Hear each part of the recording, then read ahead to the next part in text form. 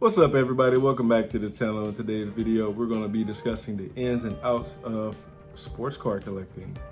So hopefully this video helps whether you're new to collecting or if you've been in the game for a little bit and you just want to learn more. This is the video. So guys, appreciate you tuning into this. Please like, share, and subscribe. And now it's time to dig in. All right, so we're gonna discuss fat packs / hanger boxes first. These are normally found in retail stores like Walmart and Target. Best Buy has been picking up some lately, CVS. But fat packs, they generally have more cards inside of them than the normal blaster boxes and stuff. And the ceiling is a little bit higher. I've pulled a $400 card out of one of the fat packs before. So they're generally a good buy, just depending on the set.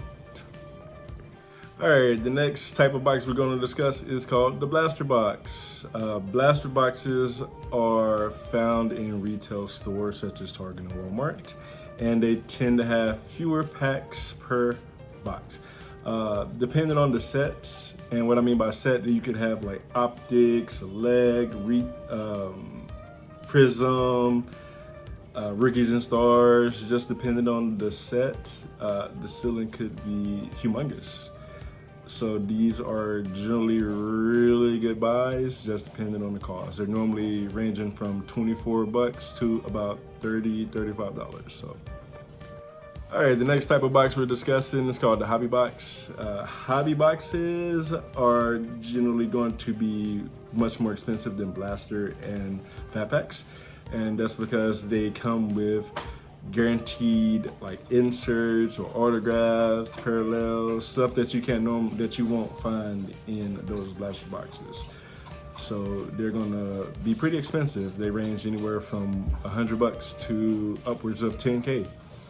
And it's a gamble. It's a gamble. It's a fun gamble. You might get the card that you want. You might get a few cards that you probably don't want. That's the more likely outcome, but no, it's all in good fun, man. It's all in good fun.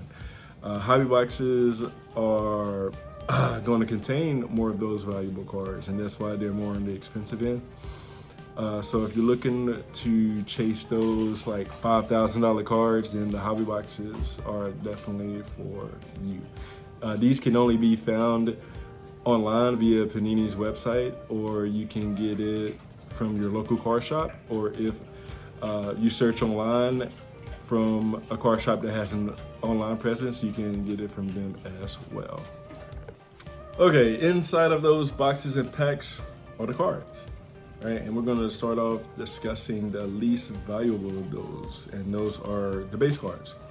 Base cards are the most common cards in a set, and they make up the majority of the box. They are not worth much at all. So a lot of people, when they get their base cards, they just sell them in bulk to people online or donate them to kids or someone.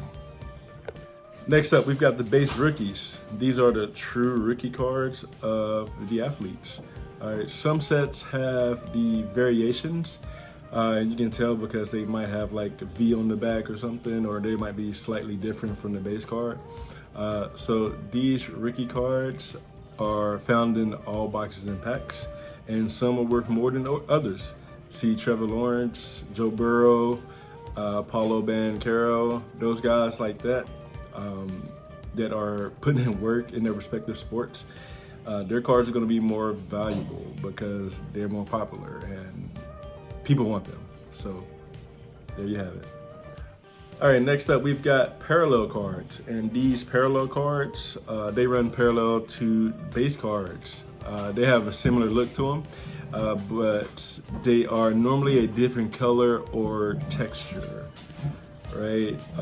So you might have your base card, and then you might have the parallel of that base, which is like pink or green or red, something like that. And that's gonna add value to the cards, a little more value than normal. All right, next up we've got the insert cards, which refer to any non-base or parallel cards in the set. Typically these cards have their own theme, name, design, and a lot of them are numbered. Number cards are going to and they're going to be a little more valuable. We'll dig into that next. But the insert cards, the most popular inserts are going to be autographs, and autographs can be stickered or numbered, or on card. I'm sorry. On card autos are going to be more popular because the players like actually like held them and like wrote in their autograph, so they're gonna have more value for some reason. And they are much more appealing than the sticker autographs. So there you go. All right, next up we got numbered cards. Numbered cards are going to have more value, much more value than the regular base or rookie cards. And that's because the number that's on the card, that's the number, the total number that will ever be printed. So if you get a number that's like 27 out of like 199, that'll be the only card that's printed specific to that number. Okay, the rare cards, the low number cards are going to be like 1 of 1s, the 2, the 10. They're going to be harder to get, and of course they're going to be worth more. They're going to be worth a ton more money, right? Like I think there's a 1 of 1 like Trevor Lawrence that's going upwards of like 20K. So yeah, if you pull a 1 of 1, definitely hold on to it. And let it increase in value, man. It's kind of like a bank account where sometimes you might buy into it and it increases in value over time. So yeah, those number cards, that's generally what I've been collecting more of, because again, they're gonna be less common than the regular cards, and they're gonna hold more value. All right, up next, we've got the Relic Cards. Relic Cards are going to have a piece of memorabilia that are embedded inside of the card. So the most common ones are like the napkin patches. They're not going to be worth that much unless, of course, it's numbered. All right, those are going to have a little more value because, you know, and like myself, a lot of people are going to collect more of those numbered ones because they can say that I'm the only person in the entire world that has this card. Right? Whereas you might get like a regular card and you don't know how much has been printed.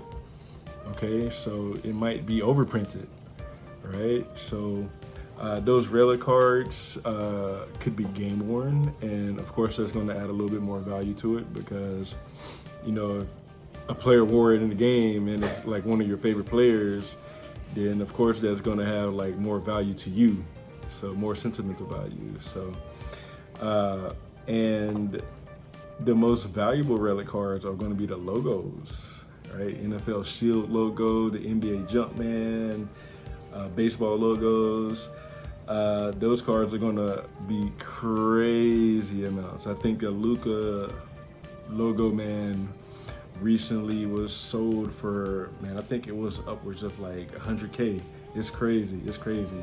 So yeah, those logos are definitely the way to go if you can get one. All right, next we've got the redemption cards. With this type of card, the owner will exchange or redeem a card from a box that you pull, a pack that you pull, with the producer. So in this case, most likely it'll be like Panini, and I think next year Fanatics will take over, so it'll be Fanatics. And once you redeem those cards, you'll get one of the hits. More times than not, it's going to be an autograph.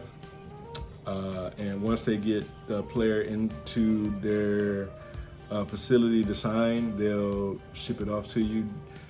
Generally, these redemption cards take about 3 months to forever to fulfill. Like I've heard some horror stories where people had pulled a redemption card from Kobe, a redemption auto from Kobe, and you know that's one thing that they'll never get because of course Kobe passed away, unfortunately. So but yeah, those redemption cards, I wouldn't bank on those. I don't like them personally. If I ever pulled one, I would immediately try to sell it because I don't want to wait 3 years or never to get one. And a lot of people, from what I've heard, they are sent like sparkle packs to replace the redemptions. So Fingers crossed that I won't ever get one of those. All right, next term we're going to talk about, it's called the case hit. Case hit is a special card that is inserted into one box out of many that are shipped to a distributor. So, you know, let's say your local card shop might order a case of 12, and inside that case of 12 boxes, one of those boxes might have the case hit. And generally it is going to be a banger, right? So it's going to be super valuable. An example of a case hit might be the ever popular Downtowns, the mangas, the color blasts, so those type of cards like that. Chase cards. These are cards that are highly wanted and chased by collectors. So me, for example, my chase card is a manga from Prism. Those things are beautiful. Those are beautiful. If I ever pulled one of those, it would, like, my life would be complete. Die cut cards. These are cards that have been cut to form a specific shape. Generally, these are found in like Select, in I think Crown Royal has die cut cards. Me personally, I don't like those because they're hard to grade, and we'll talk about grading in a little bit. And you never really get the grade that you want with those die cut cards, so I personally don't collect them. Speaking of grades, up next we got graded cards. There are companies that grade cards. All right, they evaluate the condition of the cards. The grades normally range from 1 to 10, with 10 being a perfect score. Every collector wants a 10, right? Because those grades are going to add value to your card. A 10 is going to add immense value, okay? Because there's nothing like having a card that you know there's nothing wrong with it, right? Me personally, the only 10 that I have is an Umbreon VMAX Alt Art. All right, I picked it up in the store in one of my local card shops. I paid $600 for it, and it was an investment. It's kind of like a stock because it grew in value, and now it's selling for like $1,200. So that's one of those cards that, unless it's an emergency, I'm going to just keep it and hold on to it and give it to my son one day. All right, the last card sling type that we're going to discuss is the raw card. All right, raw cards are exactly what they sound like. It's a raw card that has not been graded. All right, some raw cards are going to have more value than graded cards because with the graded cards, you already know what the grade is. You already know what condition the card is in, right? And there's nothing that you can do to improve it most of the time, right? So with raw cards, like, it's the great mystique.